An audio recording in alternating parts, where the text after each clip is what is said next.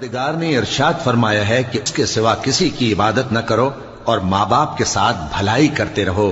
اگر ان میں سے ایک یا دونوں تمہارے سامنے بڑھاپے کو پہنچ جائیں تو ان کو اف تک نہ کہنا اور نہ انہیں جھڑکنا، اور ان سے بات ادب کے ساتھ کرنا، اور عجز و نیاز سے ان کے آگے جھکے رہو اور ان کے حق میں دعا کرو کہ اے پروردگار، جیسا انہوں نے مجھے بچپن میں شفقت سے پرورش کیا ہے تو بھی ان کے حال پر رحمت فرما۔ جو کچھ تمہارے دلوں میں ہے تمہارا پروردگار اس سے بخوبی واقف ہے۔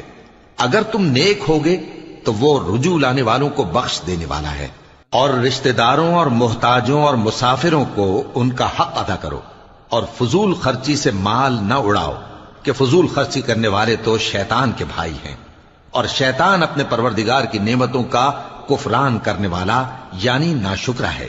اور اگر تم اپنے پروردگار کی رحمت یعنی فراخ دستی کے انتظار میں، جس کی تمہیں امید ہو، ان مستحقین کی طرف توجہ نہ کر سکو تو ان سے نرمی سے بات کہہ دیا کرو، اور اپنے ہاتھ کو نہ تو گردن سے بندھا ہوا یعنی بہت تنگ کر لو کہ کسی کو کچھ دو ہی نہیں، اور نہ بالکل کھول ہی دو کہ سبھی کچھ دے ڈالو، اور انجام یہ ہو کہ ملامت زدہ اور حسرت زدہ ہو کر بیٹھ جاؤ۔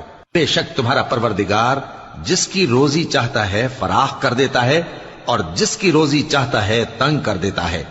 وہ اپنے بندوں سے خبردار ہے اور ان کو دیکھ رہا ہے۔ اور اپنی اولاد کو مفلسی کے خوف سے قتل نہ کرنا، کیونکہ ان کو اور تم کو ہم ہی رزق دیتے ہیں۔ کچھ شک نہیں کہ ان کا مار ڈالنا بڑا سخت گناہ ہے۔ اور زنا کے پاس بھی نہ جانا کہ وہ بے حیائی ہے اور بری راہ ہے۔ اور جس جاندار کا مارنا اللہ نے حرام کیا ہے اسے قتل نہ کرنا مگر جائز طور پر یعنی بفتوائے شریعت۔ اور جو شخص ظلم سے قتل کیا جائے ہم نے اس کے وارث کو اختیار دیا ہے کہ ظالم قاتل سے بدلہ لے، تو اس کو چاہیے کہ قتل کے قصاص میں زیادتی نہ کرے کہ وہ منصور و فتح یاب ہے۔ اور یتیم کے مال کے پاس بھی نہ پھٹکنا مگر ایسے طریق سے کہ بہت بہتر ہو، یہاں تک کہ وہ جوانی کو پہنچ جائے۔ اور عہد کو پورا کرو کہ عہد کے بارے میں ضرور پرسش ہوگی، اور جب کوئی چیز ناپ کر دینے لگو تو پیمانہ پورا بھرا کرو، اور جب تول کر دو تو ترازو سیدھی رکھ کر تولا کرو۔ یہ بہت اچھی بات اور انجام کے لحاظ سے بھی بہت بہتر ہے۔ اور اے